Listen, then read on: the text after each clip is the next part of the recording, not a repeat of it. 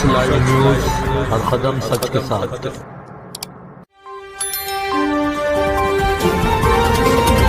शुरू करता हूं उस परवरदिगार के नाम से कि जिसने मूसा को भी दरिया में रास्ता दिया। शुरू करता हूं उस रब्बे जलील के नाम से कि जिसने यूनुस अलैहिस्सलाम को मछली के पेट में विरस दिया। स्टेज पर तशरीफ फरमा नादिर बागाला म्युनिसिपल कॉरपोरेशन के साबिका मेयर और कांग्रेस शहर कमेटी के सदर अली जनाब अब्दुल सत्तार साहब, अली जनाब सैयद शेर अली साहब, साबिका कॉरपोरेटर महानगर पालिका नांदेड़। स्टेज पर माननीय माजी नगर अध्यक्ष मुगल अन्ना जी, और यहाँ अब सबका नाम तो मैं ले नहीं पाऊंगा क्योंकि मुझे लगता है कम से कम आधा घंटा, और काफी सीनियर लोग पीछे हैं, और मेरी कोशिश रहती है कि नौजवानों के दिल में उतर जाऊं। बात जो भी करूंगा मेरा रब जानता है, मैं सच बोलने के आदी हूं। इस खुले आसमान के नीचे खड़ा हूं, मैं तेरा बंदा हूं, जो कहूंगा सच कहूंगा। और जिस जमीन पर खड़ा हूं ये हजरत सैयदना ज़ियाउद्दीन रफ़ाई रहमतुल्लाह अलैह, आप मेरी इस बात के गवाह रहना कि मैं सच कहने के आया। ये इंतखाबी जलसा है, 3-4 साल तो ऐसे ही गुजार दिए। मोदी साहब ने इलेक्शन लेते लेते बोल के महाराष्ट्र के लिए नहीं। लोग परेशान, काम के लिए परेशान, विकास के लिए परेशान, उन्नति के लिए परेशान। तूफान कर रहा था मेरे अज़्म का तवाफ, तूफान कर रहा था मेरे अज़्म का तवाफ। दुनिया समझ रही कि मेरी कश्ती भंवर में है। कह दो मेरे बातिल को कि मेरा महफिज अल्लाह है, किनारा मेरी आंखों के सामने है। आज का ये जलसा है, दिगलूर नगर परिषद के चुनाव है। मैं जब शुरू में यहाँ आया, मेरी एक आदत है, मैं लोगों के बीच बैठ जाता हूँ, किसी को पता नहीं चलता कि मैं कौन हूँ, और सारी बातें निकाल लेती हूँ। आप ही के बीच से जो बातें मुझ तक आई है वो आप तक ले जाने की कोशिश कर रहा हूँ। आपके पास के जो उम्मीदवार हैं, मीरा मोहिउद्दीन साहब, ये मेरे मरहूम भाई के बहुत अच्छे दोस्त हैं, और भाई की दोस्त की इज्जत वाजिब होती है, और मैं उनकी इज्जत और एहतराम के खातिर आया हूँ। दूसरी बात यह है, अभी तकरीर कर रहे थे हमारे नगर अध्यक्ष पद के उम्मीदवार के सुपुत्र, उनके चिरंजीवी, और बता रहे थे कि यहाँ बात पैसे की चलेगी। मीरा मोहिउद्दीन भी कह रहे थे कि बात पैसे की चलेगी, पैसे के बल पर वोट चलेगा। एक बात याद रखो, दिल में दहशत मोहब्बत इखलास रखते हैं, हम उस नबी के उम्मती हैं जो खैरात बांटते हैं। लेने के लिए नहीं है हाथ, देने के लिए है, और हमारी फितरत देने की है, लेने की नहीं। मैं एक सवाल आपके बीच में खड़ा हूं पूछने के लिए। मैं होटल में बैठा था, सामने 4-5 चाचा लोग अपने अपने आपस में बात कर रहे थे। मेरी बहुत कंजूसी नजर है, मैं बात सुन लेता हूं, वापस रिप्लाई कर देता हूं। एक बात बताइए कि राष्ट्रवादी कांग्रेस पार्टी, ये अजीत दादा पवार गठ, और बीजेपी का महाराष्ट्र में तो अलायंस है, मिलकर सत्ता चला रहे हैं। आप डिप्टी सीएम है, आपका सीएम है, फिर नगर परिषद चुनाव में आपकी युति क्यों नहीं? ये पूछना पड़ेगा आपको, क्योंकि आप वोटर है, आपका वोट है, वरना बाद में मुझे ऐसा करना पड़ेगा कि भीगी हुई अस्तीन मेरी खून में लथपथ रह गई, उम्मीदवार हार गए और देगलूर की मशीन जीत गई। क्या ऐसी बात ना हो जाए, ये आपको पूछना पड़ेगा। मीरा मोहिउद्दीन साहब कह रहे थे कि यहाँ पैसा भी मिलेगा, पैसा तो लेना पड़ेगा, बिल्कुल ले लो, क्योंकि अभी बता रहे थे कहां से आया पैसा, वो उनको पता है, लेकिन पैसा ले लो आप। मैं एक सवाल ये करना चाहता हूं कि हमारे वोटों के खरीदार आप होते कौन? वोट, यकीन मानिए, वोट हमारा ईमान है, और ईमान कभी बंदा मोमिन बेचा नहीं करता। वक्त आने पर गर्दनों पर तलवार सह सकते हैं, हम सहराओं और जंगलों में जा सकते हैं, लेकिन अपने ईमान का सौदा नहीं कर सकते। इस बात का मिसाल आपको हाल ही में बता दूं, जब सरकार दो आलम सल्लल्लाहु अलैहि वसल्लम की मिलाद बनाई गई, उत्तर प्रदेश की एक गली के एक शख्स, उसका भी इत्तेफाक से नाम मीरा मोहिउद्दीन है, जिसने अपने दरवाजे पे लिखा है अल्लाह मोहम्मद, तो उसको पुलिस ने गिरफ्तार कर लिया। उसके बाद उसने पुलिस स्टेशन में कहा था, सर अगर आप मुझे फांसी पर भी लटका देंगे तो यही कहूंगा कि अल्लाह मोहम्मद। क्योंकि हम यहाँ इलेक्शन लड़ने या सियासत के लिए नहीं खड़े, यह हमारा मजहबी मामला नहीं है। हम यहाँ खड़े हैं तो अपनी तरक्की के लिए, अपने विकास के लिए, अपने काम के लिए, अपनी आने वाली नस्लों को अच्छी नस्ल देने के लिए। कल आने वाले आपके बच्चे आपको पूछेंगे कि हमको आने वाला भारत कैसा दिया। आप स्टेट में बीजेपी के साथ अलायंस करते हैं और नगर परिषद चुनाव में बीजेपी के खिलाफ लड़ते हैं। कल लोहे के अंदर अजीत दादा पवार आकर बीजेपी के बारे में बुरा बुरा कहते हैं, तो आज देवेंद्र फडणवीस आके अजीत दादा को बुरा बुरा कहते हैं। ये क्या है रे? आओ रे चोरो बांधो भारा आता तेरा आता मेरा। हमें लड़ाने की सियासत करते हैं। युति वाली बात है तो युति की बात। जब कुछ लोग जानते हैं कि कुछ लोगों के जाने से ऐसा लगा था हमारा आंदोलन के अंदर कि कांग्रेस खत्म हो गई, क्या बोलते शरीरी पे, लेकिन हिम्मत नहीं हारी। कहते हैं कि हिम्मत मरदा मदद है खुदा। कैमरा खड़ा हुआ है, मेरे अल्फाज इलेक्शन कमिश्नर जाते हैं तो जाने दीजिए, मैं आपका साथ देने के लिए तैयार हूं कि एक शख्स के जाने से अगर सियासत खत्म हो जाती तो आपके पहले आपके पिताजी चले गए थे, उसी दिन कांग्रेस खत्म हो जाती थी। आपके बीजेपी में जाने से हम खत्म नहीं थे बल्कि हम मजबूत हो गए। कम से कम एक ऐसा चेहरा तो हमें पता चला कि जो कभी भी करवट बदल सकता है, क्योंकि इस रुपये का जो सिक्का होता है बाजार में दोनों तरफ उसी वक्त चलता है जब उस तरफ दोनों का सिक्का गवर्नमेंट का लगा।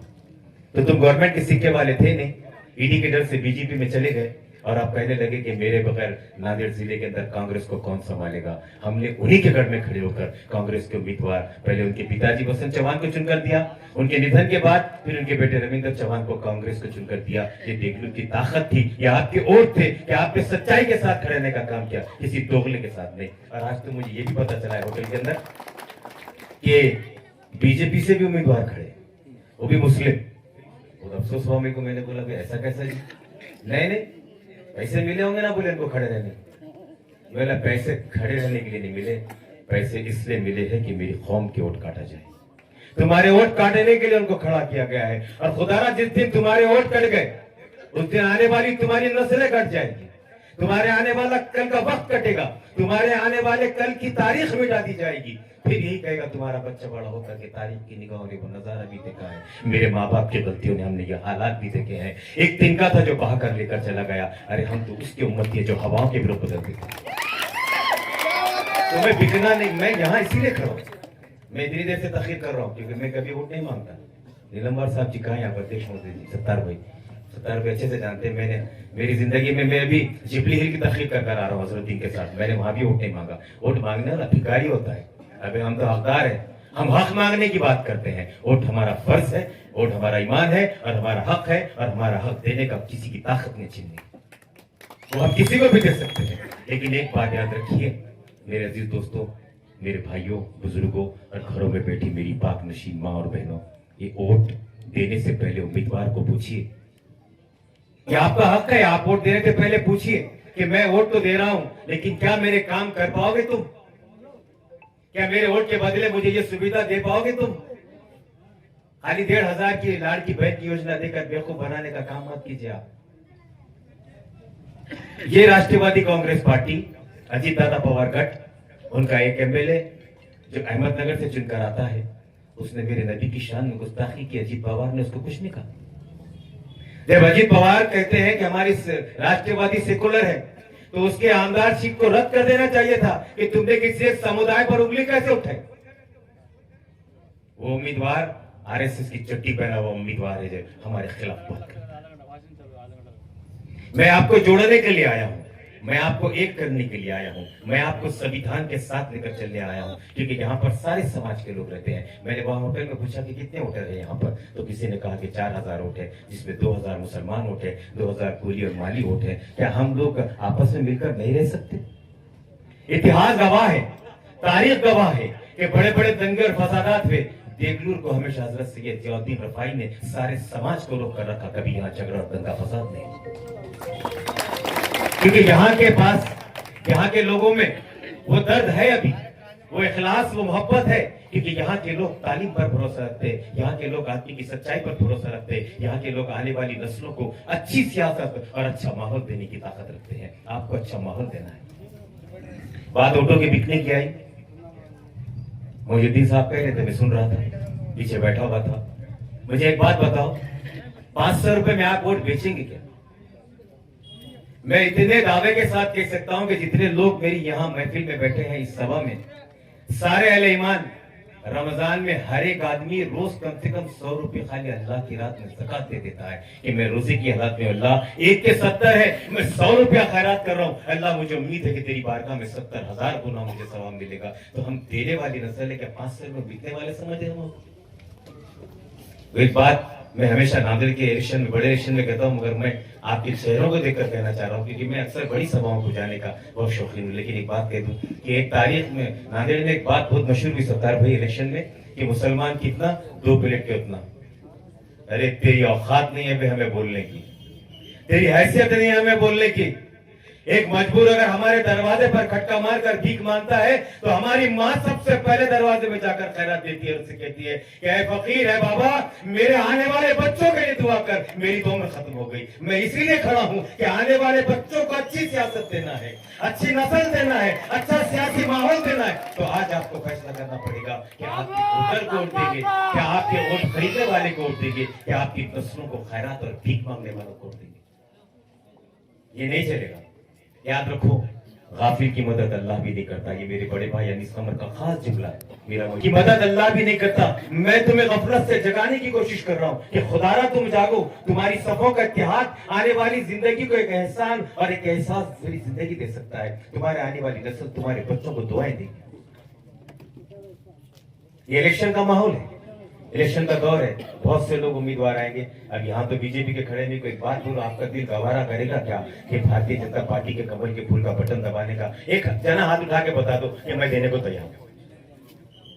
कोई उठाएगा नहीं, मुझे पता है, क्योंकि जिस बाबरी मस्जिद के फैसले के बाद इसी बीजेपी ने पूरे हिंदुस्तान में 30,000 करोड़ लड्डू बांटी थी और ये कह रही थी कि हमने हमारे हक में फैसला करके लाया है। ये बीजेपी का निशान है जो हिंदुस्तान को आज से वापस आपको राम मंदिर दे रहा है। तो क्या लड्डू बेचने वालों को वोट देंगे आप?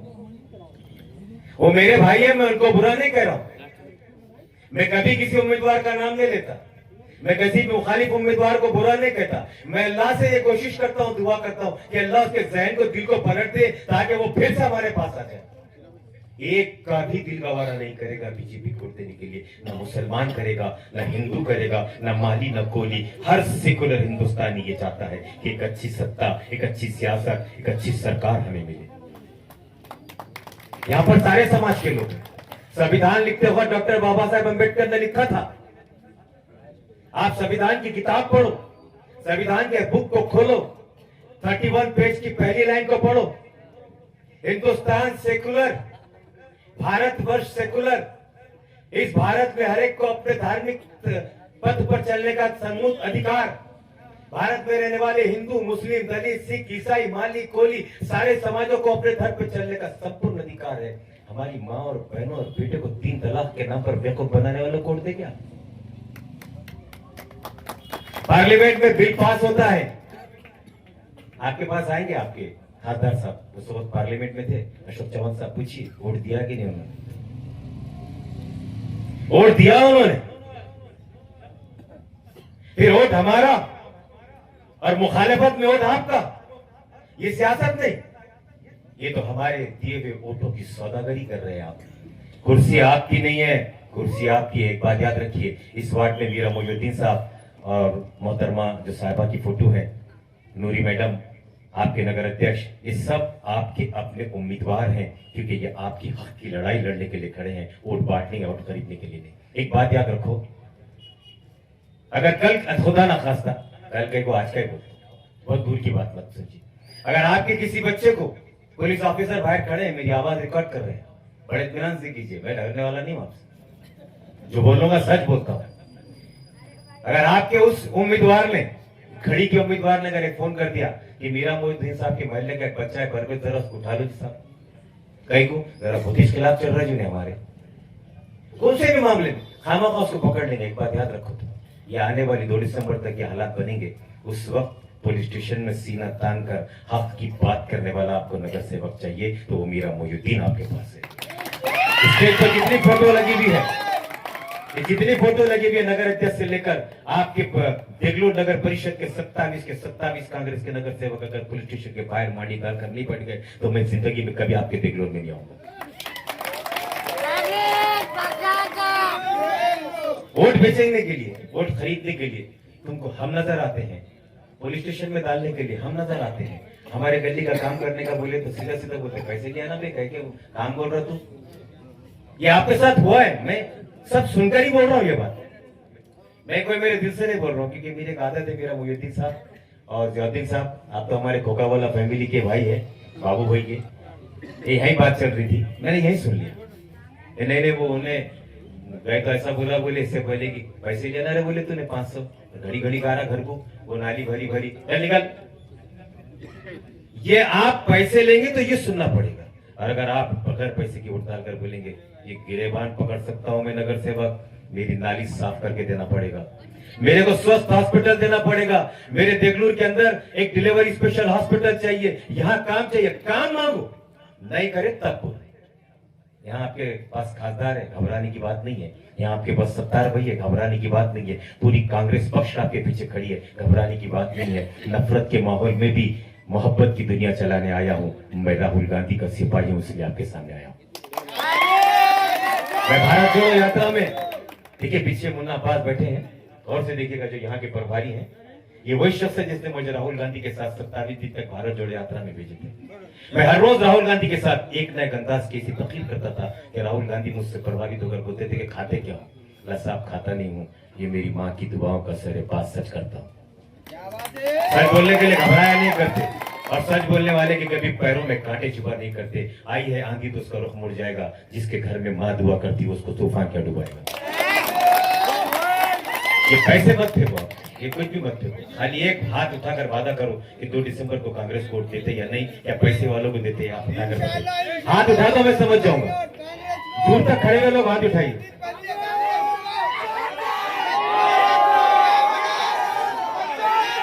और आपके हाथ नीचे रख दीजिए, और आगे की बात सुन लीजिए, मेरी आगे की बात सुन लीजिए, आप